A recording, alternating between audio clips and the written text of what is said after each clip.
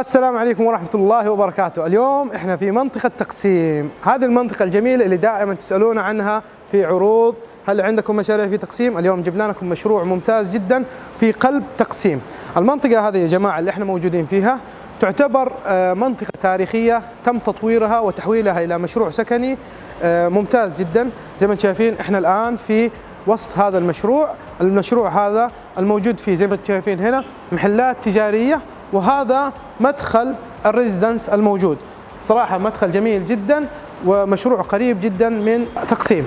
تعالوا معنا الآن نشوف مجسم المشروع ومن ثم ننتقل إلى الأجزاء الأخرى في هذا الفيديو.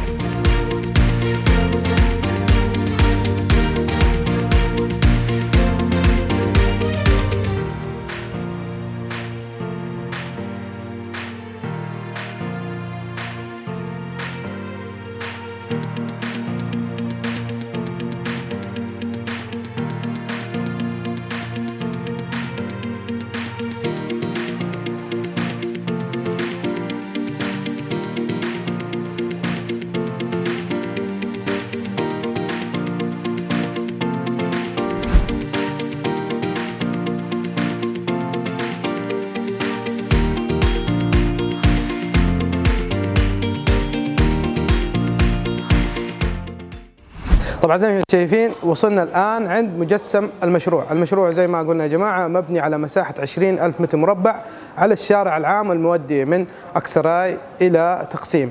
المشروع كبير جدا، خدمات جميلة، يعتبر مشروع تاريخي من الطراز الأول، تم تحديثه بطريقة جميلة وأصبحت مناسبة للمكاتب وللفنادق وأيضا عندنا محلات تجارية. فتعالوا معنا نشرح على المجسم.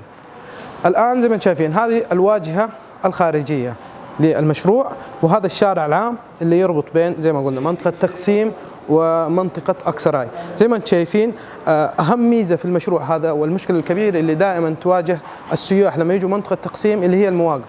بالتالي كان في فكر ممتاز جدا في هذا المشروع انهم كونوا مواقف من 6 أدوار زي ما انتم شايفين هنا، كل شقة تقريبا لها موقف خاص فيها، بحيث انه دائما لما تيجي للمنطقة هذه ما يكون عندك مشكلة في المواقف. فزي ما قلنا شقة او موقف واحد لكل شقة. المشروع مشروع صراحة يعتبر جبار. الشركة اللي أسست أو قامت بإنشاء هذا المشروع تعتبر من أقوى الشركات الموجودة في تركيا. زي ما أنتم عارفين منطقة تقسيم كلها منطقة قديمة جدا، بالتالي مو أي شركة يعني نقدر نقول تقدر تدخل وتنشئ هذا المشروع. من الشركاء في المشروع هذا وزير الطاقة والمالية الحالي اللي هو برات البيراك، اللي يعتبر نجل أردوغان والآن هو الوزير، فيعطي طبعا هذا الشيء يعطي قوة للمشروع دائما. زي ما انتم شايفين الآن هذا عندنا المجسم. المرحلة الأولى في المجسم هذه عبارة عن مكاتب تم بيعها بالكامل، وهذا أيضا مكاتب. هنا عندنا فندق 5 نجوم، طبعا تمت المفاوضات مع شركة أو ماركة تاج محل، تقريبا تم الاتفاق وراح يكون هذا فندق 5 نجوم موجود من ضمن المشروع. هنا عندنا قسم الريزيدنس، هذا القسم اللي فيه مبيعات للشقق من غرفة وصالة إلى غرفة بدون صالة اللي هي الاستوديو. وأيضا عندنا المنطقة الخلفية اللي راح تسلم على مراحل. طبعا إذا نتكلم عن تسليم المشروع راح يكون خلال 5 سنين من الآن، لكن في البداية الآن بدأ تسليم الواجهة الأمامية للمشروع. طبعا من النقاط المهمة جدا في المشروع هذا اللي هي المحلات التجارية. عندنا 182 محل تجاري موجود في المشروع. المحلات هذه لم يتم بيعها أبدا، المحلات هذه كلها راح تكون فيها ماركات اختاروها الشركة نفسها بحيث يجيبوا ماركات عالمية كبيرة جدا. تعالوا معنا نشوف الشارع الخلفي أو المنطقة الخلفية للمشروع. الآن المبيعات عندنا في البلوك هذا وأيضا في البلوك الموجود هنا. طبعا إذا شفنا المنطقة هذه الشارع هذه اللي بين البلوكات، هذه الشوارع كلها فيها المحلات التجارية، فهذه صراحة تعطي قيمة للمشروع بحيث أن السيارات ما تدخل المنطقة هذه. الشارع هذا فقط يكون فيها محلات وكافيهات تجارية. المنطقة الخلفية اللي عندنا هنا هذه راح تسلم على مراحل زي ما قلنا خلال 5 سنين اكتمال المشروع. المشروع فيه من استديو غرفة وصالة، غرفتين وصالة، 3 وصالة، 4 وصالة إلى 5 وصالة. فمشروع يعتبر ممتاز جدا موجود في قلب المدينة اللي هي تقسيم. من أهم المميزات للمشروع الموقع. طبعا تقسيم دائما أي مشروع دائما نتكلم فيه نقول دائما يبعد عن تقسيم 10 كيلو 20 كيلو 15 كيلو. هذا المشروع راح نقول انه يقع في قلب تقسيم، فهذه ميزة طبعا دائما انه منطقة تقسيم معروفة. الباصات دائما توصل من المطار الجديد او مطار صبيحة، دائما الباصات موجودة كل ساعة، ممكن تطلعوا للمطار ينزلكم الباص الموجود ينزلكم عند المشروع مباشرة، فهذه أيضا ميزة. يتم تحديث الآن المنطقة المركزية لتقسيم ميدان تقسيم، في جامع تحت الإنشاء، جامع يعتبر كبير جدا صراحة، فهذه أيضا من المميزات للمنطقة. منطقة التقسيم فيها شارع الاستقلال المعروف، فيها الكافيهات والمطاعم المعروفة زي ما انتم عارفين. اللي المنطقة اللي تقريبا حسب الإحصائيات يقولوا إنه شارع الاستقلال يمر فيها 2 مليون شخص يوميا، تخيلوا هذا العدد الهائل، فمنطقة تعتبر ممتازة جدا. ميزة أخرى ما لازم نذكرها قبل ما ننتقل للمراحل الثانية في الفيديو، اللي هو يمكن تأجير الشقق هذه إيجار يومي. في أغلب المشاريع هذا الشيء غير مسموح من إدارة المجمع، لكن هذا المشروع يسمح لك بالاستثمار في هذا المشروع. يعني اشتريت شقة مثلا نقول غرفة وصالة، هذه الشقق تؤجر للسياح إيجار يومي بمعدل تقريبا متوسط $150 في اليوم. العائد الاستثماري لها تقدر تقريبا ب10% في السنة، يعني خلال 10 سنين ممكن تستأجر رأس المال. والآن بما أنها تحت الإنشاء فرصة، لأن الأسعار مناسبة جدا في هذا المشروع.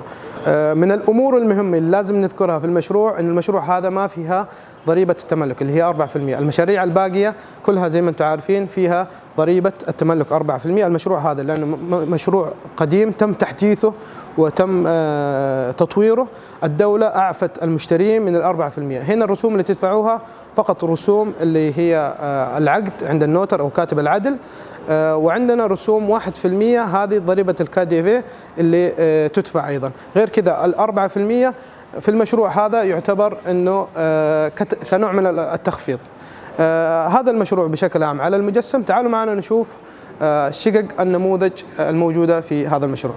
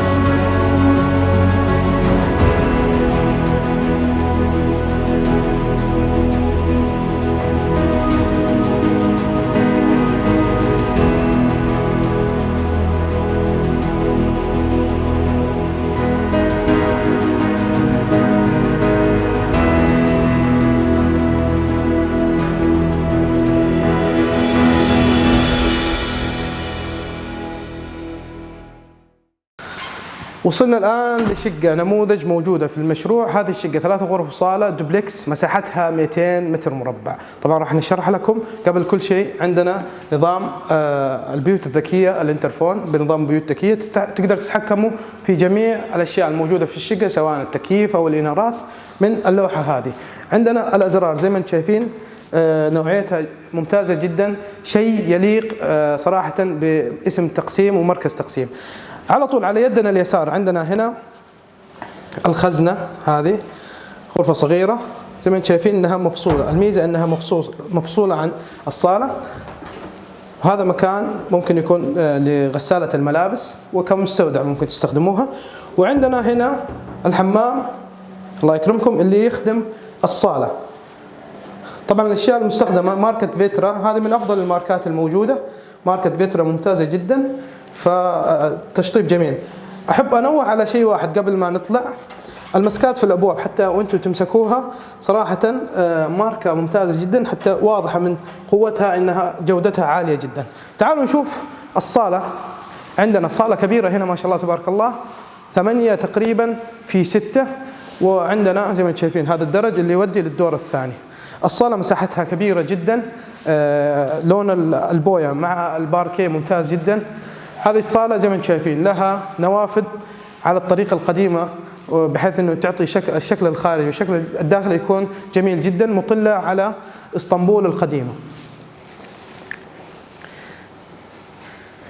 في هذا المشروع الميزة اللي استخدموها أيضا في هذا المشروع اللي هو نظام التكييف. نظام التكييف والتدفئة نظام مركزي، طبعا زي ما انتم شايفين هنا تتحكمون فيه من خلال هذه الأزرار، فما تحطوا اللي هي الدفايات الموجودة على الجدران، فهذا يعطي صورة أفضل أو شكل أفضل للشقة. هنا عندنا هذا المطبخ اللي يخدم الدور هذا. المطبخ يكون جاهز بالدواليب زي ما انتم شايفين، طبعا لم يتم تركيبه الى الان. تسلم بطقم الفرن كامل، وايضا مع غسالة الصحون والمواعين ماركة سيمنز، ماركة ممتازة جدا. نجي الان للطرف الجميل، يعني اذا شفتوا المنطقة هذه فيها غرفتين وصالة راح ندخلها، بس الجميل في الموضوع انهم فصلوها بباب مستقل. ندخل الان. أول ما ندخل عندنا على يدنا اليسار هنا أيضا غرفة موجودة، مساحتها كويسة يعني. إذا شفتوا التقسيمات للغرفة هذه مختلفة جدا على شكل مثلث وكذا. هذا الشكل يا جماعة يعني حتى ما يخرب الشكل الخارجي للمشروع، بحيث أنها تكون محافظة على طريقتها التاريخية. الآن نشوف الحمام اللي يخدم الغرفة هذه. عندنا هنا حمام وبانيو الله يكرمكم يخدم الغرفة هذه، برضو تشطيباتها جميلة جدا. والماركة المستخدمة ماركة فيترا زي ما قلنا، من أفضل الماركات التركية. هنا عندنا ماستر بدروم في الدور هذا، زي ما شايفين أول ما ندخل لها حمام خاص فيها ومروش. وهنا أيضا هذه الغرفة مساحتها كويسة، تقريبا تعتبر 4 في 4 تقريبا، يعني غرفة نوم مناسبة. الآن تعالوا معنا نشوف الدور العلوي. قبل ما ننسى، في بعض الشقق الموجودة اللي هي الدوبلكسات يوجد أيضا مصعد داخل الشقة. تخيلوا يعني الشقة دورين وفيها مصعد. تعالوا الآن نطلع فوق من الدرج ونشوف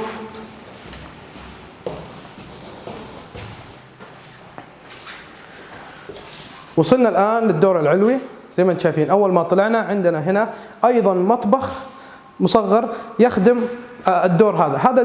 هذا الدور يعتبر كجناح ملكي يا جماعة صراحة، لأنه مخدوم بغرفة نوم ومطبخ، وعندنا مستودع صغير هنا ممكن يستخدم لتخزين أي شيء، مخزن صغير ممتاز. هذا الجناح أنا أسميه جناح ملكي صراحة، لأنه منفرد بمطبخه، وأيضا عندنا هنا غرفة كبيرة ولها تراس خارجي كبير، وأيضا لها غرفة تبديل ملابس. تفضل معي هنا. طبعا المنطقة هذه لسه ما قفلوها لأنها تحت الإنشاء، راح يقفلوها. عندنا هنا اللي هو البانيو والحمام الرئيسي للشقة هذه. زي ما انتم شايفين في مغسلتين فكروا فيها بطريقة جميلة، وأيضا تشطيب ممتاز جدا. تعالوا الآن نشوف التراس الخارجي الموجود. طبعا زي ما قلنا مساحة الغرفة ممتاز جدا، 5 في 4 تقريبا. عندنا هنا نطلع للتراس الخارجي. بسم الله. هذا التراس اللي راح يكون مطل على اسطنبول القديمة، وأيضا على السوق الموجود تحت، فمساحتها كبيرة، ممكن يكون فيها جلسات حلوة. زي ما انتم شايفين هذه اسطنبول القديمة قريبة من تقسيم، منطقة جميلة صراحة. شوفوا مساحتها ممتازة جدا. هذا شرح كامل للشقة النموذج اللي شفناها، 3 غرف صالة 200 متر مربع. زي ما قلنا المساحات مختلفة، الوحدات مختلفة حسب المساحات. العروض كثيرة، إذا جيتوا ممكن تشوفوها على أرض الواقع أو اطلبوا مننا الفيديوهات للشقق اللي تناسبكم. بروج العقارية، جمال الدار وأمان الاستثمار. وصلنا الآن لشقة غرفة وصالة مساحتها 82 متر مربع والصافي 56 متر مربع. أول ما ندخل على يدنا اليمين زي ما انتم شايفين هنا الدواليب الستاندرد الموجودة في كل شقة. طبعا على يدنا اليسار عندنا هنا حمام صغير يخدم الصالة. مباشرة هنا عندنا تقريبا صالة 5 في 4 تقريبا، على مطبخ أمريكي زي ما انتم شايفين، طقم الفرن بالكامل راكب، وعندنا أيضا هذه الدواليب، وأيضا اللي هو غسالة الصحون. ذكرنا إنه التكييف مركزي. الشقة هذه في الدور الأول مطلة مباشرة على الشارع اللي يودي إلى تقسيم. خلفنا هذه، خلف المباني هذه الشارع الأول هو شارع الاستقلال. عندنا بعد ما ننتقل إلى غرفة النوم، هذه غرفة النوم مساحتها 4 في 4.5 تقريبا، مساحة كويسة، ولها أيضا هنا بانيو وحمام زي ما انتم شايفين. المساحات في الحمامات الملاحظ أنها ممتازة جدا في المشروع. زي ما ذكرنا هذه غرفة وصالة 82 متر مربع في هذا المشروع. شقة نموذج أيضا موجود، وفي شقق أخرى بمساحات مختلفة. في نهاية هذا الفيديو أحب أشكركم على حسن المتابعة. لا تنسوا أننا في منطقة مركزية تقسيم اللي دائما تسألوا عنها، مشروع ممتاز جدا. الأسعار والتفاصيل دائما موجودة أسفل فيديوهاتنا في قناتنا على اليوتيوب وباقي المنصات. لا تنسوا الاشتراك في قناتنا وتفعيل زر الجرس والتنبيهات ونشر هذا الفيديو لأحبائكم. كونوا في أمان الله، والسلام عليكم ورحمة الله وبركاته.